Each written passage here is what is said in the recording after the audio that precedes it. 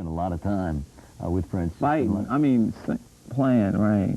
We spent a lot of time playing. No, we spent a lot of time with Prince. It was, I mean, how can I sum it up to say what it was like working for Prince? It was hell working for Prince. But we were like, it was new to us. He was sort of a veteran. We were learning new things. But it was one continual pressure. I mean, you've hung around us. You hear the stories we talk about, horror stories. I mean, so it was like, the only good thing I can think about when I think of those days is like hanging out with, touring as a time and hanging out with those guys. That's that's about the only good thing I can think of when I think about those days. I think those days took their toll on everyone in the time because it was a lot of pressure. It was just a lot of pressure. You couldn't wear certain things. You couldn't do certain things. You couldn't, if you did a dance that he didn't like or a dance that the audience dug, he didn't particularly like that because he would stop us from doing certain dances, from wearing certain clothes because he just never wanted there to be any room to upstage him. So it was kind of funny. So we used to laugh about it every night and go out on stage and we'd have these big talks and he'd come in the dressing room some night and had these big, every night practically, and had these big talks with Morris and say, don't you guys go out there and do the bird, don't you guys do this, and we'd go, oh, okay, you got it, cool, and then he'd leave and we'd go out and do it anyway and just get in trouble and get docked because it was like got to the point where we knew that this thing wasn't going to, it had got to the point where we couldn't take that stuff anymore, so we just started getting in trouble, just going, hey, find me, do whatever's going to happen, because, because it had got to a point that it was utterly ridiculous. It got to the point where we'd go into a certain city that we'd go into a city like L.A. and New York, and he'd throw us off the bill because he was afraid of us upstaging him, and that was a very, in cities like that is where all the critics come out and they, and he'd throw us off the bill. Or sometimes reduce you to playing background for Vanity 6. Well, right? that's the only thing we ever got to do, which we were behind a curtain, so no one ever saw us. So he would just throw the time off the bill completely, and that got to us after a while, too, because we'd wait to get to these major cities and would be real happy, and then we wouldn't get to play, and it was a real drag. Why did he feel that way? Why did he feel that you guys would upset you? Was that the case? Did you guys burn him on stage? Because we was kicking his, it just got to the point where because the first New York date we did together, the critics really raved about the time, and so that the second one that came around for the next album, we were definitely not on that. We got through off of that one, and we just, we were reduced to just playing for the Vanity 6, which, which, we didn't really want to do that either, so. We had Terry Lewis and Jimmy Jam on here a few months ago, and they were telling us about the night that they got fired. They missed a flight. They were in Atlanta. But you know what happened? Ironically, check this out. This is amazing, but they never think about this, and check this out. We were in New York City. We were at Radio City Music Hall. Now, this is no stuff, right? We're in New York City. We're very excited because Radio City Music Hall is a cool place, and everybody, gets to play there, and we're like really happy because we're getting to play all these places. So we arrive in the city, and we're all ready. We're psyched all day. We go out, and people that know us, and everybody's excited to see us. We arrive to the hall, and we find out when we get there that we're not playing. Okay, we find out. Every time this would happen to us, the band would just totally get really together, and everybody would get super, super depressed and get really down and stuff, And it was like, so we'd all be trying to do stuff to pick each other. Oh, it's cool, man. We'll get it the next time. We'll, forget this cat. He's got his problems and so forth and so on.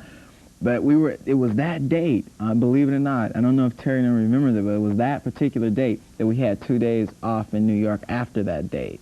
And that's when those guys went to Atlanta and was working with the SOS after that. Which, at the time, hey, I don't blame them because it was like we were all in New York, and here we were in New York 2 days after, and we never even got to play. And everybody there wanted to see us, and he would always tell us, they're not interested in you. They're here to see us. They're here to see me all the time. And he would always try to keep us to a mental level so that we'd always think we wasn't about anything, or people wasn't really there to see us all the time, and things like that, which we really never took that in, and so we would take all that energy and all the stuff we was holding back and put it into positive energy. But it was that particular show that when those guys left New York and went to Atlanta, was that after that particular really depressing ordeal. Well, when they got fired for missing that gig, that next gig, how did you feel at that point, knowing that, I mean, that's obviously a very big part of the group, Terry and Jam? Right, and it's like, it was a real blow to Morris and I, because we were there when Prince fired him, and it was like, and the thing is that it was really a serious psychological blow to Morris, because it was his band, and he paid all the dues with the band, and Prince was doing the firing, which it should have been left up to Morris to do the firing, which he wasn't doing that, because that had happened. They got fired way after the tour. It was over, and that was really unfair, because they like, when it happened, they got docked and everything for quite a bit of money and everything, and then we went out, we would finish the tour for like a couple of months or something, and then way after that, then they got fired, which I thought was. But how did you feel personally? I felt a great loss, because not only was your band, who all these cats you've worked with, this hard. I mean, we put 5 years into a year, because we would rehearse for 6 months and things like that before a tour. I mean, the time we rehearsed all the time, damn near 7 days a week. So we would rehearse a lot, and I felt a big personal loss, because we were real tight as friends at first, okay? I mean, I came to Minneapolis, I knew no one. I lived with Terry. Terry, he let me live in his attic, in his basement, and things like that. So he was real close to Terry. I was real close to Terry, because he, took me in, he treated me like his little brother, and it was like, I felt a great loss, because not only, like I said, not only was you a great band breaking up, but it was like, part of your family was getting kicked out. Is that when you decided to leave too? No, it was like that. Then I was going to decide to hang, because then there's always a business side to everything you're doing too, and you got to look at the business side, and then you got to go with that, and then and the business side is to continue work, because you got to live, and things and so on. So we tried to make that work, but Morris was definitely not into it. Morris disappeared after those guys got fired, and we couldn't find him for a long time, because he didn't want to be a part of it anymore. So when I knew he was out, then I left. Okay. It wouldn't be a rehearsal. You're always yourself, and I love that. You're going out on tour with Cameo starting the 26th, right? Yeah. Okay. That's going to be kind of fun. We're going to Europe, all over the place. Oh, even to fantastic. D.C. Yeah, well, it should be out. I know it's going to be real good. Continued success to you. Best of luck on your new album, and we want to thank Marva King again for being on the show today. Hey, one trivia question before we go. Who produced Janet Jackson's last album? Not Control, the one before that. The answer? Jesse Johnson. I did? Yeah, you've been around, man. Oh. Again, thanks. Thanks to you for tuning in today. We appreciate it. God bless you. We'll see you tomorrow right here on Video Soul. On stage.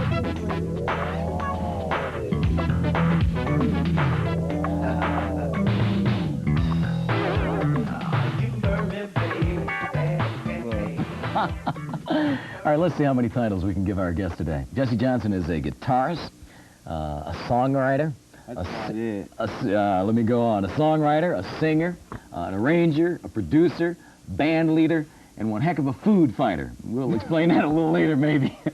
Jesse has been here before, but that was before his phenomenal success with his first solo album, and I'm very happy to welcome him back to co-host the entire show today. From the frigid temperatures of Minneapolis, Mr. Jesse Johnson. Donnie, Donnie's a pro. Donnie's a pro, you understand? Because this is my idol here, okay? Right. This dude, I mean, he's got the voice, the eyes. What can I say? Talk to this camera. This is one that's looking. How you guys doing too? I was talking to him. I'm glad to see you change books. I saw you reading your own bio at first. I said, like, does he not know about himself? I said, oops. Tell us where it all started for you, Jesse. How long have you been doing this? Not that long. Actually, I've been playing guitar for about 10 years now. Started when I was like 16, so it's like, I went to Minneapolis in 81. I've been playing the club scenes and doing the same usual. And I went to Minneapolis in 81, and I joined a local act there, and then we met Morris Day and so on and so forth and so on, and he introduced me to Prince, and then I guess the rest of that is so-called history, I guess. But it's been rolling a long line. Then I, did the things at the time, and then did my own thing, and so now I'm getting ready to do my own thing again, And then after I finish with that, then I go on this big vacation type thing with the time. You know, I know you guys have been hearing about that craziness. So Yeah, but wait a minute. Why do you call it a vacation with the time? Because I think it's going to be, I think everybody's looking at it as a vacation because everything else we're doing is like, it's serious. I mean, we got our own careers to think about. We're like, I mean, when I do my own albums, I'm scared to death because you put your things up. Well, when you do the time thing, and the time thing is like a lot of fun because you're back together with a bunch of people that you used to hang out with and have an unbelievably great, crazy time with. So it's like, so, and I don't think we're going to ever, and we never took anything we did seriously because we were in the business and we always, when in the time, everybody, them other cats, Jelly Bean and Terry, and we're just, nobody really, we don't take this business that serious. And so when you, as an individual, you don't take the business that serious. So when you get together a whole bunch of people that don't take it that serious and don't take yourselves that serious, and then it stays kind of like on a street level, like the old neighborhood type level, it becomes a lot of fun. I mean, you've hung out with all of us before. It's a total ride. Yeah, and this past weekend, exactly. And you forget that you're in room. You forget right away that you're in room with producers and, artists that are doing, very well. Yeah, So you forget that right away because, I mean, you saw, we're laying on the floor and we're telling jokes and people are wrestling, and I mean, it's back to the same old thing when we're all together. So I think everybody's looking forward to that. I'm really looking forward to that. Do you think that's part of the reason why the time was always so successful, that you guys didn't take it seriously? Do you think a lot of artists take themselves too seriously? I think, I hate to say things about other opinions about other artists, but it's like, I just from myself, I think it could be, I think it gets real crazy if you take it, what you're doing too serious, and you don't look at it, and you don't look at it like, you got to look at what's happening to you, especially when good things are happening to you. You got to look at it always as you're fortunate, and you got to be real thankful and never take it for granted. And I think when you look at it that way, you never take the situation, you never take it seriously because you know that, you're just being blessed with this at this time. And so do the best you can do at that moment because it doesn't last forever. And you always remember to give something back because you're one of the fortunate ones. Tell us about some of those good times that you alluded to with the time, one in particular. Now, you guys talked about this in depth when I was in Minneapolis this weekend with you guys. Let me set this up. First of all, kill that dude, man. We were hanging out all weekend long, and we all went by Jesse's rehearsal because you're getting ready to tour. And after the rehearsal, they're sitting around just talking about all these crazy times that they had. And one particular night, you guys had an $1,800 food fight. Right, and they tried to charge. It was funny. After the food fight, Prince tried to charge me and Morris for it because we totally destroyed the hall. I guess it was a gas. But what happened is that it started like we were in Cleveland or something the night before, right?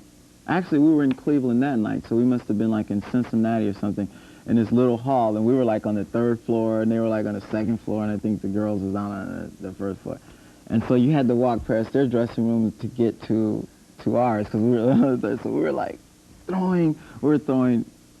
It all started with mustard. Those squeeze bottles of mustard, right? So we one of the guys in Prince's band said something smart to somebody in time. And so we took mustard and go, are you kidding? And took these big squeezes out. Mustard ruins anything. Right. And I think it was Bobby Z. It was either Bobby Z or Matt, and they had on a white shirt. It was Bobby Z, and we covered him with mustard while he was running.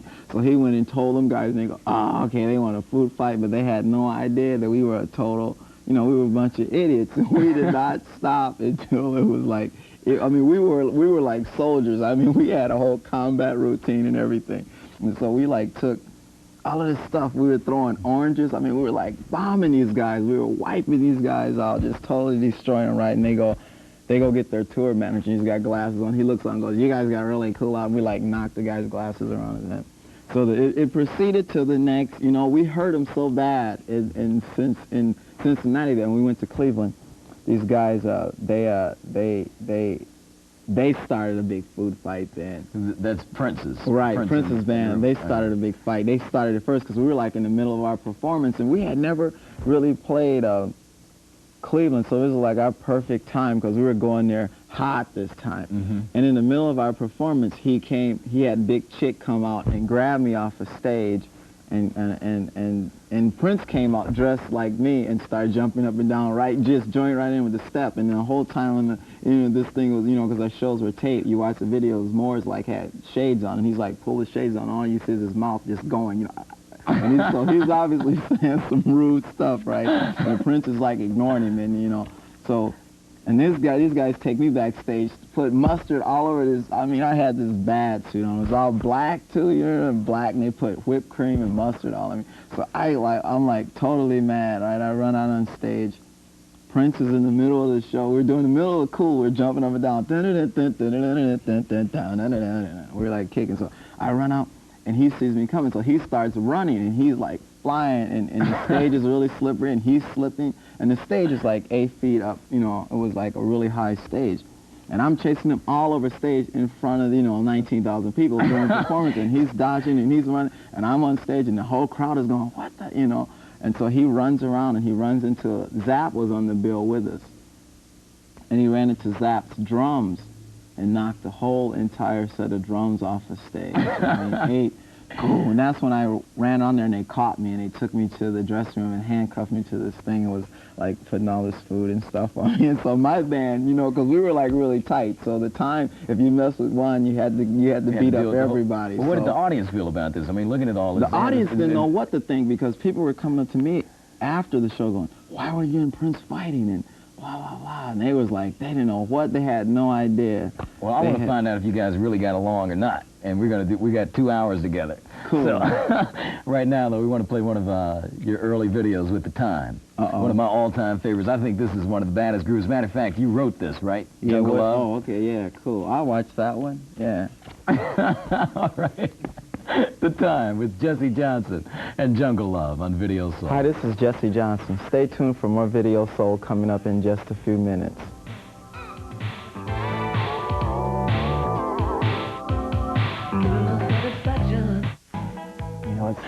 Welcome back to Video Soul. I'm Donnie Simpson. My co-host today is the Mad Hatter, Jesse Johnson. We just got him to take his hat off. It wasn't easy. Took 6 people, as a matter of fact. That's terrible. 3 producers and 3 interns.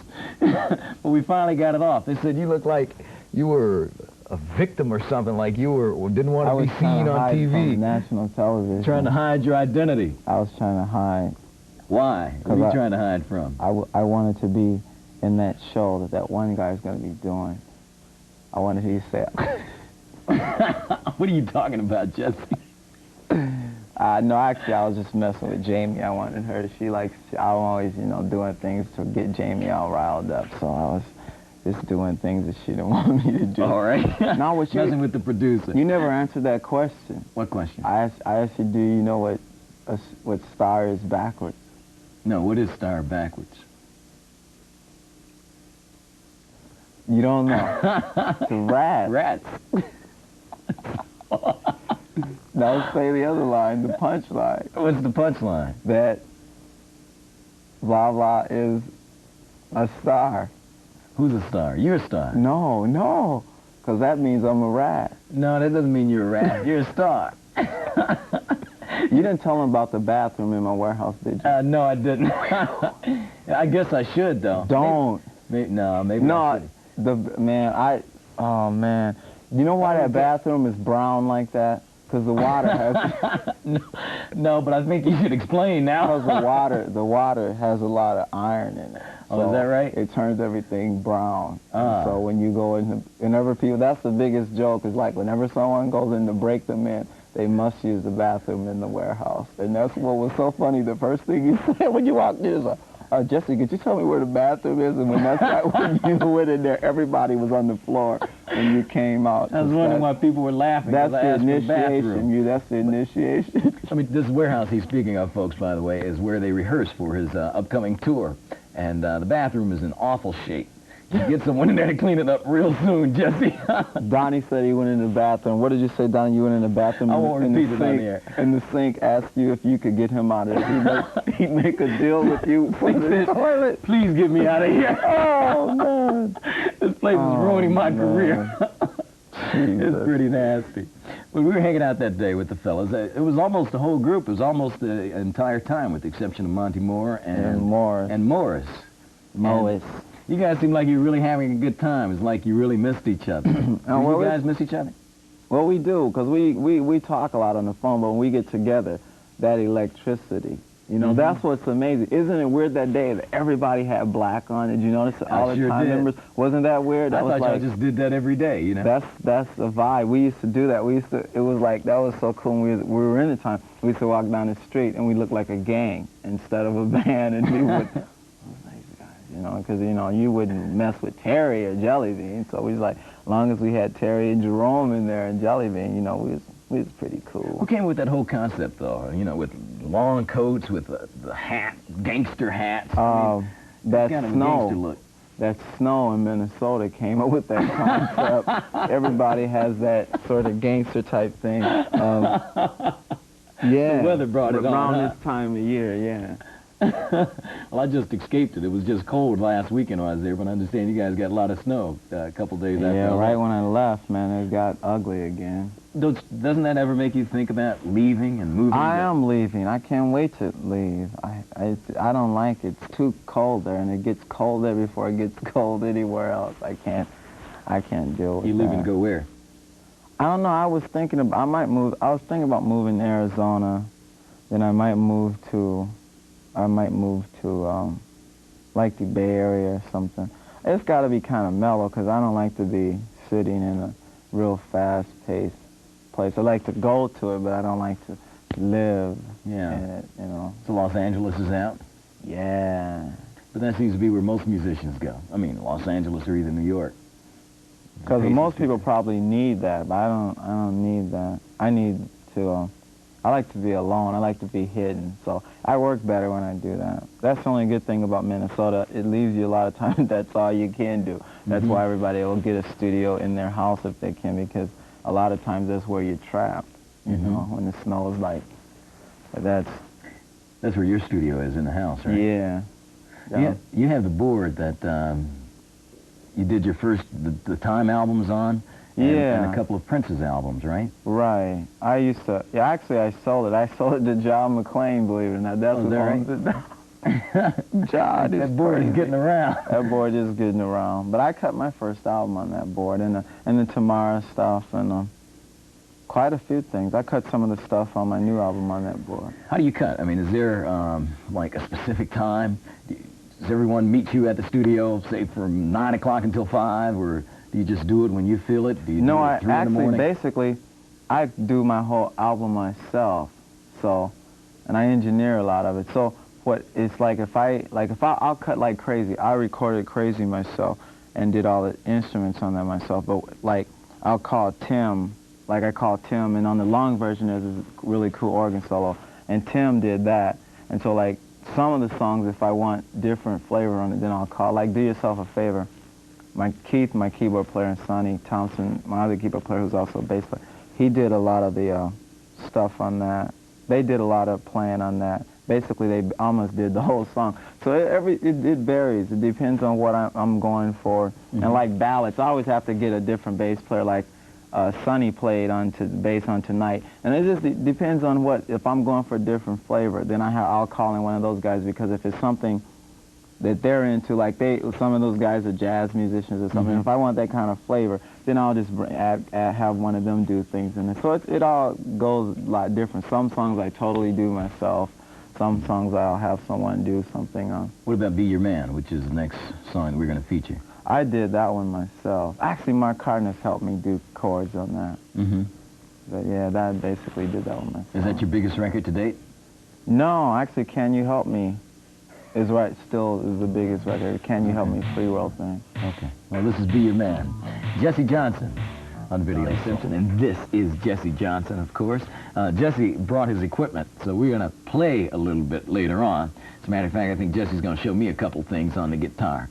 Donnie's going to show me how to sing. Yeah, I'm going to show you how to sing, right. We also have another very special guest on the show today, and that is Marva King. Now, you've heard us talk about Marva King before. She's the lovely lady that sang Love Will Conquer All with Lionel Richie. And she is on the show, and she's going to sing, not me.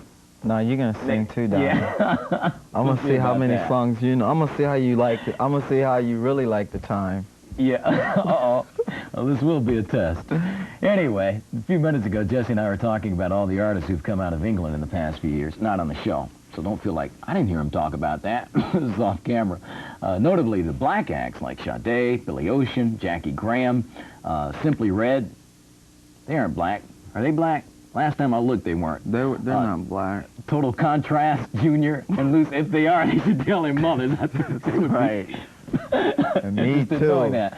Jane Eugene of the group Loose Ends was on the show last week, and she shed some light on how difficult it is for a black British act to become popular in England, because there's only one radio station in the whole country, and that's BBC One. And if you don't get played there, it's very hard to get your music heard, and it's very hard for black artists to get on BBC One. Well, Loose Ends has crossed the Atlantic and is receiving rave reviews on their latest single, which is called Slow Down. I happen to love this video, too. Check it out. Loose Ends on Video Soul.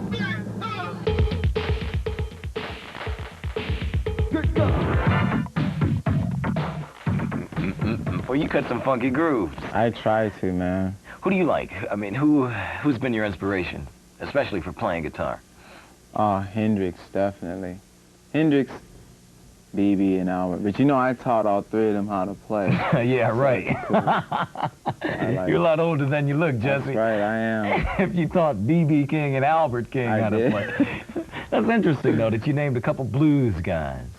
Yeah, well, you know, my dad played, too. And my dad, you know, was into, like, Muddy Waters and Robert Johnson and BB and Albert. So growing up listening to everything he was doing, I naturally kind of, I guess, soaked that in. So it came out later when I picked up a guitar and started playing.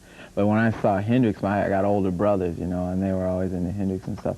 And the first time I heard some of that and saw him and everything, I was like, wow, I was totally wiped out by that. So I knew what I wanted to do after that. Is that right? That's right. You saw him in person? No, after, you know, looking at the albums and things, by the time I got into Hendrix, he had, you know, been passed for a while. So by the time I got into him, though, and just heard the first music and saw the album cover and everything, I was like, wow, you know. What impressed you about the album cover?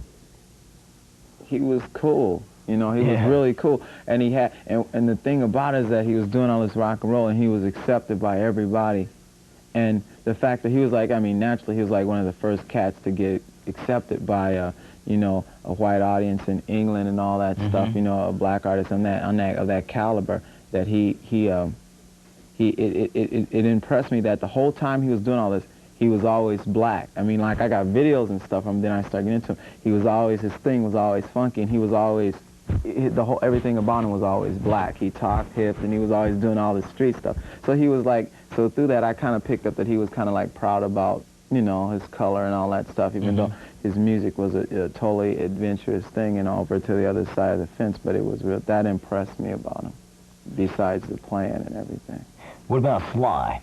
I mean, you look at some of your outfits and you see a little Sly, and then you came out. Oh, yeah, well, all of them cats impressed me like that. Sly, James Brown, and Hendrix and all, because they were always sharp, you know. I mean, they wore crazy stuff, but they were always sharp with whatever they had on. I mean, Sly impressed me songwriting-wise because he was like one of the first innovators, you know, on the black side of music to blend, put that black bottom and that like pop top, that white, you know, melody, that real, but he did it from a point of view where he wasn't trying to do that. He just wrote music and it came out that way because he was that kind of a person, especially since I know him now. He's like just a universal cat. He doesn't think black or white, he just thinks music, and that's how everybody should think, you know, should do music and think of music as just music and not say, I'm going to write a song to get on the pop charts. I'm going to write a song. You should just do it as music because that's all it really is.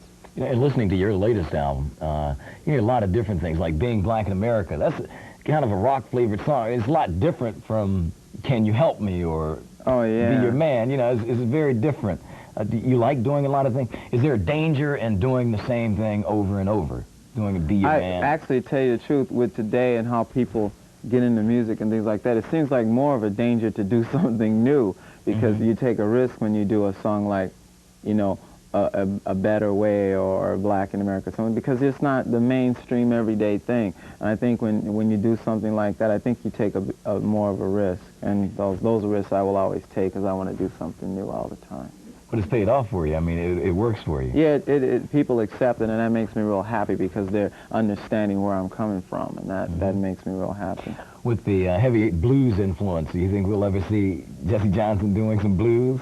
Because it seems you don't hear much blues anymore. Oh, I think so. I mean, that's like, thanks to Stevie Ray Vaughan. I think, you know, that there's a big resurgence in that right now. Plus, live concert, I do a lot of crazy stuff that I don't normally do on the album. So I think I'll have to put something to vinyl that, you know. Yeah. All right. We're going to play one of your idols, Jimi Hendrix, on Video Soul. Yeah. I hope you can handle it. I know. Killing Floor. He was my man, too. I love Jimmy. I used to wear the headband and all that. I was psychedelic. Electric dude, man.